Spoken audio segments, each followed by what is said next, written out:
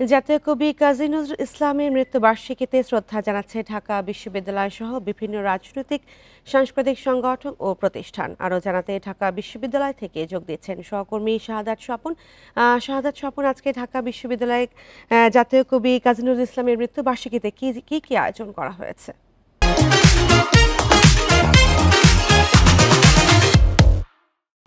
দেখুন, আয়োজন তো প্রতি বছর কাজী নজরুল ইসলামের যে সমাধিসৌধ আছে এখান থেকেই শ্রদ্ধা নিবেদনের পর্ব শুরু হয়। সকালে ঢাকা বিশ্ববিদ্যালয়ের পক্ষ থেকে শ্রদ্ধা নিবেদনের মধ্য দিয়েই কিন্তু দিনটি শুরু হয়। আজকেও সেভাবে শুরু হয়েছে।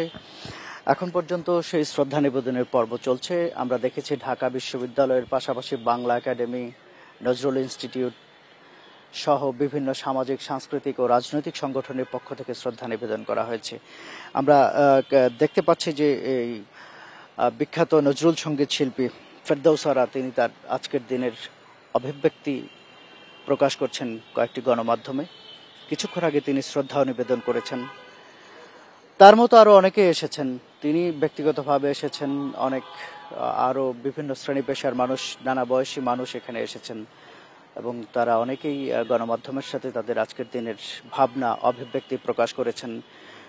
প্রেম, দ্রোহ এবং সাম্যের কবি হিসেবে পরিচিত জাতীয় কবি কাজী নজরুল ইসলামের ৪৯তম মৃত্যুবার্ষিকীতে এখানে যে শ্রদ্ধা নিবেদনের পর্ব চলছে, এখানে অনেক রাজনৈতিক ব্যক্তিত্বরা এসেছেন, সাংস্কৃতিক ব্যক্তিত্বরা এসেছেন, সাধারণ খেটে খাওয়া মানুষদেরও আমরা দেখেছি এখানে তারা এসেছেন। এই প্রাঙ্গণটিকে সবসময় নজরুলের জন্মবার্ষিকী, মৃত্যুবার্ষিকীতে এখানে আয়োজন রাখা হয়। আজকেও এখানে একটি আলোচনা অনুষ্ঠান ছিল ঢাকা বিশ্ববিদ্যালয়ের সঙ্গীত বিভাগের পক্ষ থেকে আলোচনা এবং সঙ্গীতানুষ্ঠান, যেটি প্রায় ঘন্টা দেড়েক আগে শেষ হয়ে গেছে। আয়োজনটি আসলে শুরু হয় সকাল ৬টার পর থেকেই। সূর্যোদয়ের সাথে সাথে এখানে শ্রদ্ধা নিবেদনের পর্ব শুরু হয়। এখানে আমরা বক্তব্য রাখতে শুনেছি কাজী নজরুল ইসলামের দৌহিত্রী খিলখিল কাজীকে। তিনি তার পূর্বপুরুষের যে গৌরবজনক অধ্যায় সেটাকে ধারণ করার জন্য, সেটাকে লালন করার জন্য, সংরক্ষণ করার জন্য তার পক্ষ থেকে তিনি প্রতিবার যেরকম করে আবেদন জানান, এবারও একই রকম আবেদন জানিয়েছেন। বিশেষ করে কাজী নজরুল ইসলামের রচনাবলীকে আরো ভালোভাবে কিভাবে প্রকাশ করা যায় সে বিষয়েও তিনি তাগিদ দিয়েছেন এবং কাজী নজরুলকে জীবনের প্রতিটি স্তরে কিভাবে চর্চায় রাখা যায় এবং তার যে স্পিরিট, সেই স্পিরিটকে কিভাবে ধারণ করে সমাজ বিনির্মাণে নিজেদেরকে সম্পৃক্ত করা যায় সেই সব বিষয়ে ভাবনার জন্য কিন্তু তিনি এখানে বলেছেন। ঢাকা বিশ্ববিদ্যালয়ের উপাচার্যও বক্তব্য রেখেছেন এবং তিনিও কাজী নজরুলের যে প্রাসঙ্গিকতা সেই বিষয়গুলো নিয়ে আজকে এখানে কথা বলেছেন। তো এখন আমরা যেটা দেখছি যে ফেরদৌসারা যে শ্রদ্ধা নিবেদন করেছেন এবং তিনি কিন্তু এই প্রাঙ্গণ ছেড়ে চলেও যাচ্ছেন।